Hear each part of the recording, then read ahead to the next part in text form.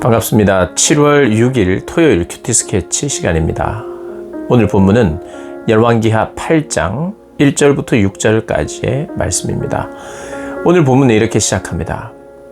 엘리사가 이전에 아들을 다시 살려준 여인에게 이르되 너는 일어나서 네 가족과 함께 거주할 만한 곳으로 가서 거주하라.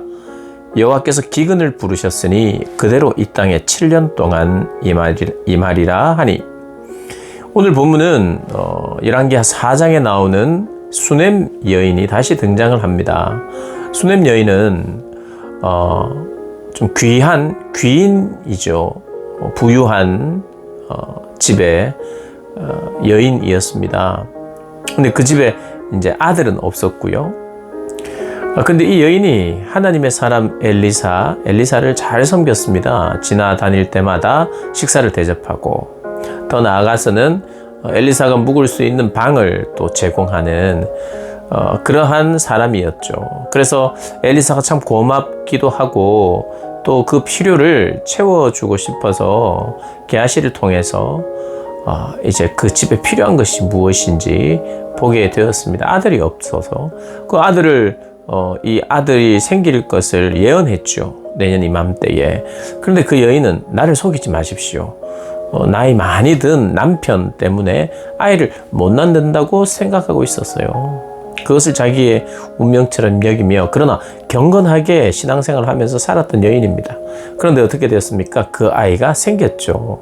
그런데 얼마 지나서 그 아이가 아마 한 5살 정도가 되지 않았나 싶습니다. 왜냐하면 그 아이가 밭에 아빠한테 갈 정도의 그런 나이.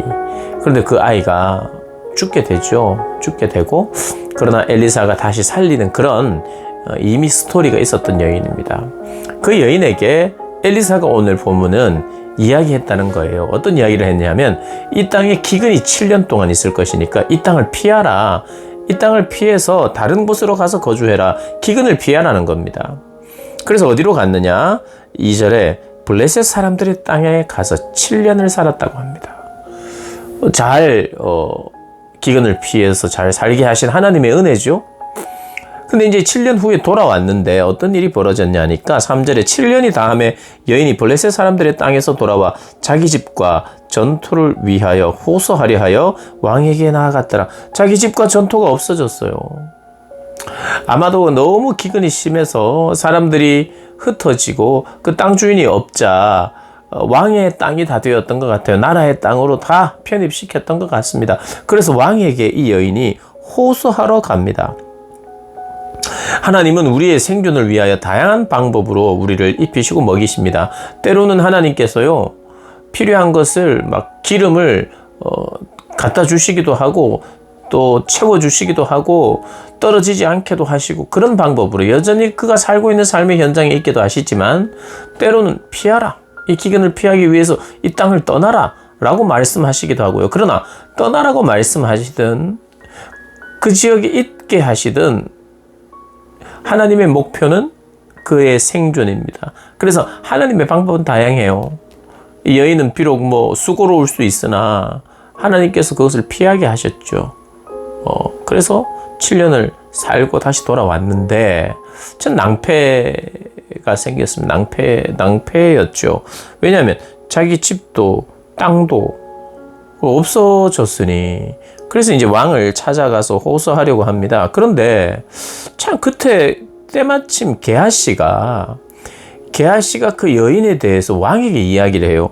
왕이 5절에 보면 게하시가 4절에 보면 그때가 언제였냐면 그 여인이 7년을 지내고 나서 집이 없어서 왕에게 찾아가는 그때 왕이 하나님의 사람의 사환 게하시와 서로 말하며 이르되, 하나님의 사람 엘리사, 그러니까 엘리사와 말하지 않고 그의 종 게하시와 서로 이야기를 했다는 거예요. 어떤 이야기를 했냐면, 왕이 궁금해서 엘리사가 과연 하나님의 위대한 어떤 일을 했는지, 어떤 선지자인지 궁금했던 것 같아요. 그래서 게하시에게 물어봤어요. 너는 엘리사가 행한 모든 큰 일을 내게 설명하라. 그러니 이 게하시는 하나님의 역사를 막 설명했겠죠. 그래서 5절에 보면 게하시가 곧 엘리사가 죽은 자를 다시 살린 일, 이게 뭡니까? 수넴 여인의 아들을 살린 일이에요. 정말 위대한 선지자다. 하나님 죽은 자를 살릴 수 있는 분은 하나님밖에 없는데 진짜 하나님이 역사하셨고 하나님의 선지자다 라고 막 침을 튀기면서 이야기했을 것 같아요. 그런데 마침 그때 그 죽었다가 살아난 아들의 엄마가 찾아옵니다.